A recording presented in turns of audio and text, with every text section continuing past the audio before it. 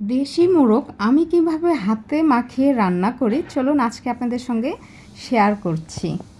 এই মোরগটা কিন্তু আমাদের বাড়ি থেকে আনা হয়েছে, রংপুর থেকে। আর এটা কিন্তু নিজেদের হাতের পালা মোরগ, এটা কোনো কিনা না। তো আমার খালা আমার জন্য রংপুর থেকে পাঠিয়েছে। তো মোরগটা কিন্তু আমি ভালো করে ধুয়ে ক্লিন করে নিয়েছি।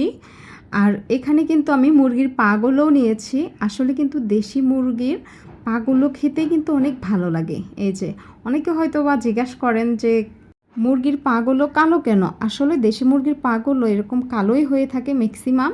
আর এখানে কিন্তু আমি চামড়িগুলো সহ নিয়েছি। এখানে আমি 3 থেকে 4টা পেঁয়াজ কুচি করে নিয়েছি। হাফ কাপেরও কম আর কি পেঁয়াজ কুচি দিয়ে দিলাম। আসলে পেঁয়াজটা কিন্তু বেশি দিয়ে দিলে মিষ্টি হয়ে যায়, আর খেতে ভালো লাগে না। তারপর এখানে আমি দিয়ে দিলাম আদা রসুন একসঙ্গে বেটে নিয়েছি, 2.5 চামচ দিয়ে দিলাম।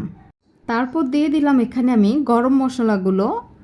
আমি এখানে এলাচ, দারুচিনি, গোলমরিচ, লং, তেজপাতা সব একত্রে দিয়ে দিলাম।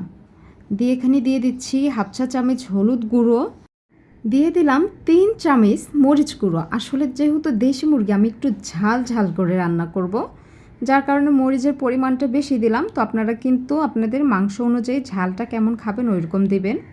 তারপর দিয়ে দিলাম জিরে গুঁড়ো 1 চা চামচ, ধনে গুঁড়ো দিয়ে দিলাম 1.5 চা চামচ।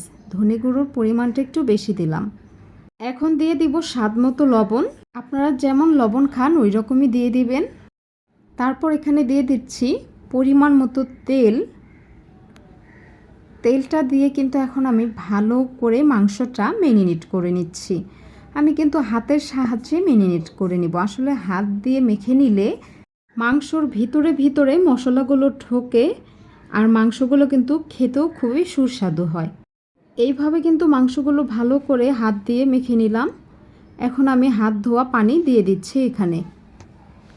ম্যারিনেট করে কিন্তু আপনারা আধা ঘন্টা 1 ঘন্টা রেখে দিতে পারেন। তো আমার হাতে সময় ছিল না, যার কারণে কিন্তু আমি সঙ্গে সঙ্গে রান্নাটা বসিয়ে দিয়েছি। তো এখানে আমি রান্নাটা বসিয়ে দিয়ে তো ফিরে আসলাম 5 মিনিট পরে। 5 মিনিট পর আমি হালকা একটা নাড়া দিয়ে দিচ্ছি।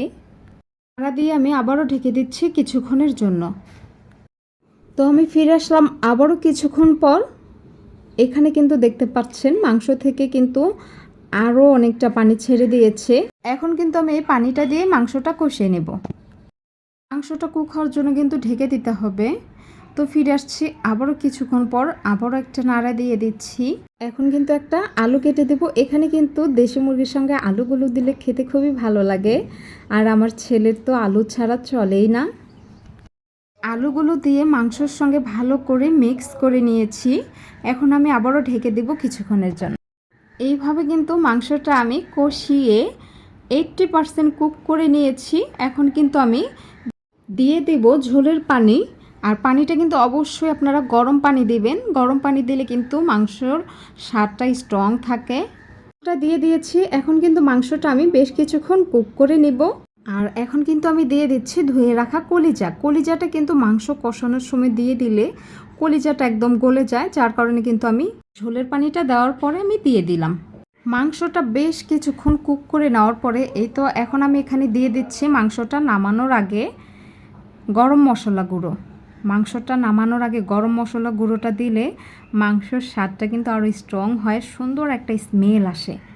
গরম মশলা গুঁড়োটা দিয়ে আমি এইভাবে নাড়া দিয়ে 2 মিনিট রেখে দেব চুলার জালটা ঢিম করে। পরে কিন্তু চুলার জালটা আমি অফ করে দেব। তো 2 মিনিট পরে এই তো বন্ধুরা দেখতে পাচ্ছেন আমার রান্নাটা কিন্তু একদম হয়ে গেছে। আমি একটু ঝোল ঝোল রেখেছি। দেশি মুরগির ঝোলটাই কিন্তু খেতে ভালো লাগে। তো আজকের এই সহজ বাঙালির রেসিপিটা যদি আপনাদের কাছে ভালো লাগে তো অবশ্যই একটা লাইক দিয়ে দিবেন, আর পেজটি ফলো করে দিবেন। আজকের ভিডিও এখান থেকে শেষ করে দিচ্ছি। সবাই সুস্থ থাকবেন, ভালো থাকবেন। আল্লাহ হাফেজ।